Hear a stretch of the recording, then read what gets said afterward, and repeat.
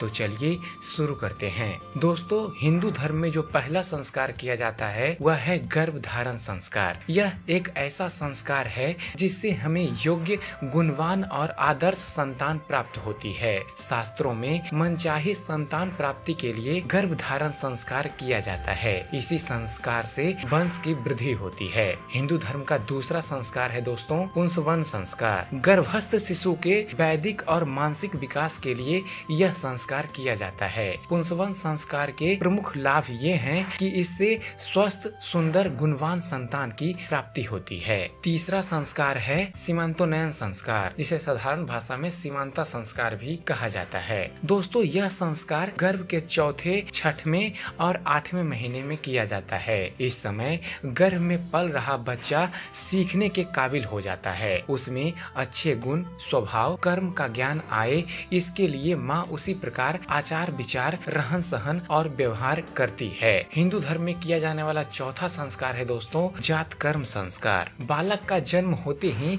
इस संस्कार को करने से शिशु के कई प्रकार के दोष दूर होते हैं। इसके अंतर्गत शिशु को शहद और घी चटाया जाता है। साथ ही वैदिक मंत्रों का उच्चारण किया जाता है ताकि बच्चा स्वस्थ और दीर्घायु हो। हिंदू धर्म में होने वाला पांचवा संस्कार है दोस्तों नामकरण संस्कार। शिशु के जन्म के बाद 11वें दिन नामकरण संस्कार किया जाता है। ब्राह्मण द्वारा ज्योतिष शास्त्र के अनुसार बच्चे का नाम तय किया जाता है। छठा संस्कार है निष्क्रमण संस्कार। दोस्तों, निष्क्रमण का अर्थ है बाहर निकालना। जन्म के चौथे महीने में यह संस्कार किया जाता है। हमारा शरीर पृथ्वी, जल, अग्नि, वायु और आकाश, जिन्हें पंचभूत कहा जाता है, उनसे बना हुआ है। इसलिए पिता इन देवताओं से बच्चे के कल्याण की प्रार्थना करते हैं। साथ ही कामना करते हैं शिशु दीर्घायु रहे और जीवन भर स्वस्थ रहे। सातवां संस्कार है अन्नप्राशन संस्कार। यह संस्कार बच्चे के दांत गलने के समय अर्थात 6 से 7 महीने की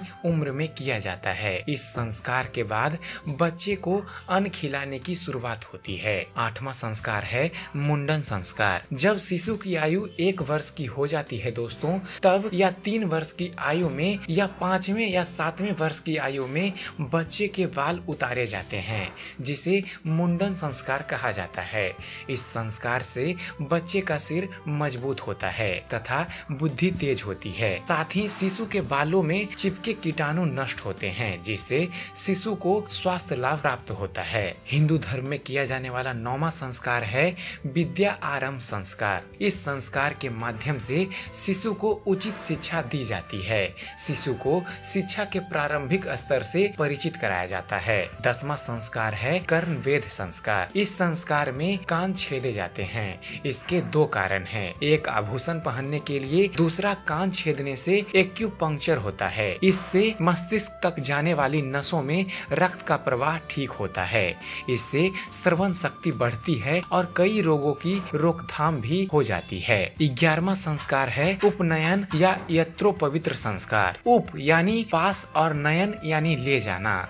गुरु के पास ले जाने का अर्थ है उपनयन संस्कार। आज भी यह परंपरा है। जनेऊ यानी यज्ञोपवीत में 3 सूत होते हैं।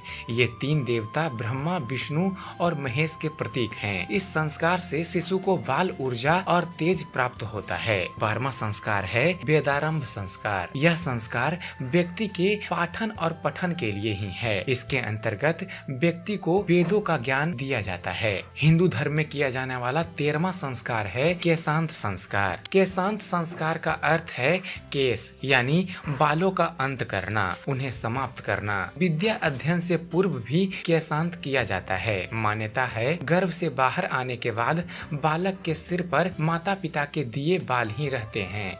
इन्हें काटने से शुद्धि होती है। शिक्षा प्राप्ति के लिए शुद्धि जरूरी है ताकि मस्तिष्क ठीक दिशा में काम करे। पुराणों में गुरुकुल से शिक्षा प्राप्ति के बाद केशांत संस्कार किया जाता था। 14वां संस्कार है समावर्तन संस्कार। दोस्तों, समावर्तन संस्कार का अर्थ है फिर से लौटना। आश्रम या गुरुकुल से शिक्षा प्राप्ति के बाद व्यक्ति को फिर से समाज में लाने के लिए यह संस्कार किया जाता है। इसका आशय है ब्रह्मचारी व्यक्ति को मनोवैज्ञानिक रूप से जीवन के संघर्षों के लिए तैयार किया जाना। हिंदू धर्म में किया जाने वाला 15वां संस्कार है दोस्तों विवाह संस्कार। यह धर्म का साधन है। विवाह संस्कार सर्वाधिक महत्वपूर्ण संस्कार माना जाता है। इसके अंतर्गत वर और वधू दोनों साथ रहकर धर्म के पालन का संकल्प लेते हुए विवाह करते हैं। विवाह के द्वारा सृष्टि के विकास में योगदान दिया जाता है। इसी संस्कार से व्यक्ति पितृ ऋण से मुक्त होता है।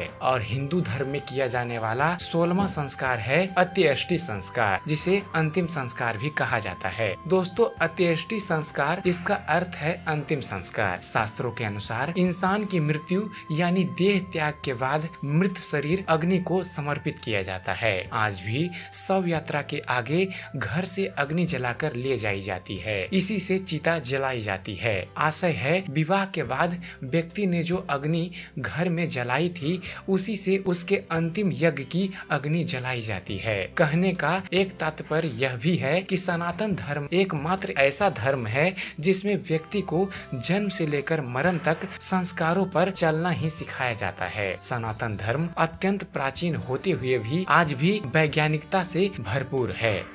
तो आशा करते हैं